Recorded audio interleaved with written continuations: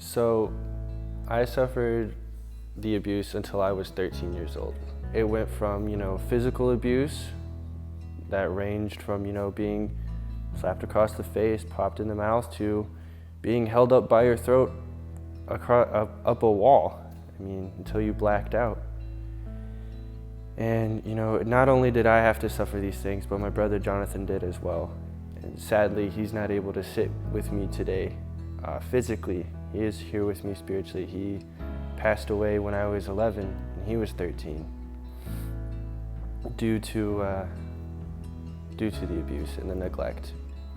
So for me, whenever I first came into foster care, I didn't know any better. I just knew what I had known from my parents. So I was scared of everybody. With fear comes hate, comes anger, because no one has shown you how to love. And then when people do show you what love is, it's almost like, is this real? Is this possible? I've always seen it happen with other people, but that's never been me. What you don't realize is, yes, they are a little bit different from I wouldn't say normal, but kids who have always been with a family. They were ripped. Not only were they an abusive home, but they were ripped from what they had known was normal. So it's ground zero for them. It's as if they're restarting their entire life. They don't know any better. As long as you work with the kid, as long as you realize that that is what they are thinking, as much as that is what you are thinking when it comes to the kid, you guys both talk about it. You can both be vulnerable. The faster that kid will realize what's actually going on. I'm never going to remember my first steps. I'm never going to remember what my first words were.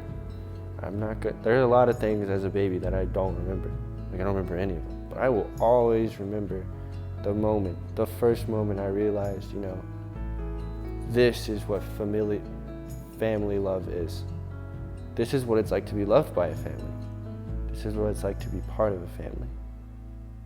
To foster parents, these kids, what they need is they need a family. They don't need a staff. They don't need someone to just check in and say, hey, and just watch them walk by, go to school, go to work, not talk to them. They need a family. Someone who will sit down with them and cry about algebra with them, because algebra sucks. That way they can thrive instead of just surviving. So my story started off very tragically, but lucky for me, it came full circle. I believe that every foster kid should have the same opportunity that I have when it comes to thriving and dreaming in their own life, rather than just living day to day, surviving and running away from their own past.